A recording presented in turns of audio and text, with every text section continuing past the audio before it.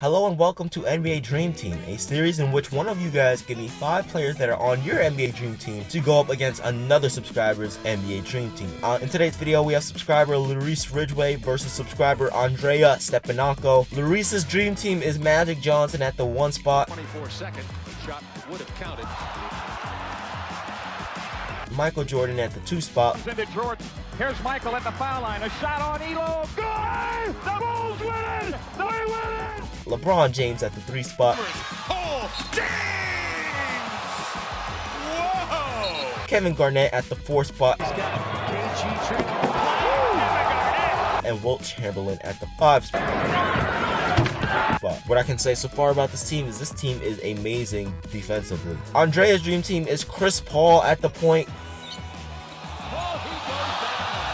Klay Thompson at the 2. 8 threes in the quarter, 10 for the game, and 45 points. And we still have 13 minutes left. Melo at the 3 spot. Anthony's going to try and get one more shot off from half court at the buzzer. Oh, he puts it in from half court. Carmelo Anthony knocks it down. LaMarcus Aldridge at the 4 spot. Challenge lobbed. Aldridge with one hand. And DeAndre Jordan at the 5 spot. The lob. A jam! Oh, what a monster jam by DeAndre Jordan! The first thing to understand, and the thing that is usually most important in deciding who would win a game, are the defensive matchups. Chris Paul could definitely guard Magic Johnson because Chris Paul is one of the best defensive guards in NBA history. However, I do not believe Magic Johnson could guard Chris Paul. Chris Paul is just too quick, too athletic, and his handles are a little too advanced for Magic Johnson's time. Now, Michael Jordan versus Klay Thompson. Michael Jordan is one of the best defenders in NBA history. While I do believe Klay Thompson will hit a few threes, Michael Jordan knew how to defend the perimeter and he understood how to defend the low post. So just going off that, I'm pretty sure Michael Jordan would overall demolish Klay Thompson. Now for the best matchup, and to be honest, one of the best matchups in the past decade, LeBron James versus Carmelo Anthony. Nuggets by 3. James for 3. And the game is tied. 5. Anthony, played by James. Anthony with the shot. Yes!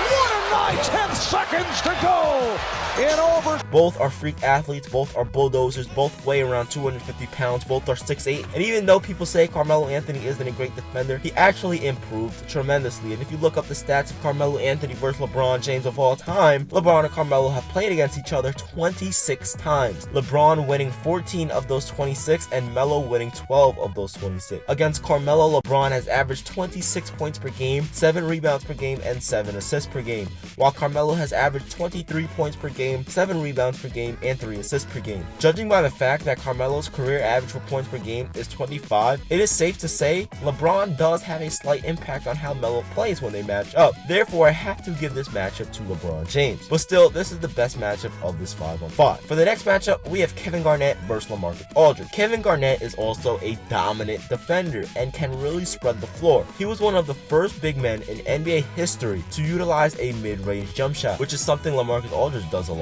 But I just believe in his prime, KG was better than LaMarcus Aldridge. Next up, we have Wilt Chamberlain versus DeAndre Jordan. Judging by the fact that Chris Paul is on DeAndre's team, I believe DeAndre can have a major impact because although Chamberlain dominated in the early days of basketball, I would love to see him match up against some of the most athletic big men in the NBA. So I'm pretty sure this matchup is going to go head to head, but it will be a really good matchup. So what are some of the plays that we can expect from these two squads? Well, judging by the fact that LeBron and Magic are on the same team, it will be hard for them to decide who will run the offense, because if it is LeBron running the offense, then Magic won't really have much of an impact on the game. Plus you have Michael Jordan, who would also ball dominant, so I feel there will be some early troubles on deciding who and where the offense will be ran. However, defensively, this team is probably one of the best teams of all time because you have 4 lockdown defenders. Let's look at the other end. I can imagine Chris Paul finding Melo to isolate in the high post. And with LeBron's strength, if Melo can't get a shot, then Melo can just kick it out to CP3, who can then isolate on Magic. In terms of getting Klay Thompson involved, need a few back screens.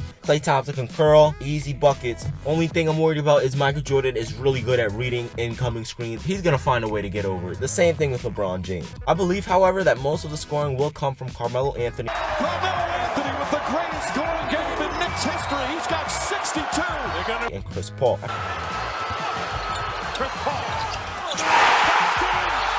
predict a lot of pick and rolls between CP3, DeAndre Jordan, and LaMarcus Aldridge. And on the other end, I predict a lot of isolation play because Magic Johnson, Michael Jordan, and LeBron James are all ball-dominant players and don't do well off ball. So who would win? Well, in a best of 7, I believe the series would go down to a game 6. I believe Carmelo Anthony will be the series leader. I believe Chris Paul would be the series leading passer. And I believe Wilt Chamberlain will be the series leading rebounder. I believe Larissa's dream team would come out on top in 6 games. Anyway, thank you for watching. Let me know your dream team below for a chance to be featured on next week's episode. And as always, stay awesome and keep moving forward.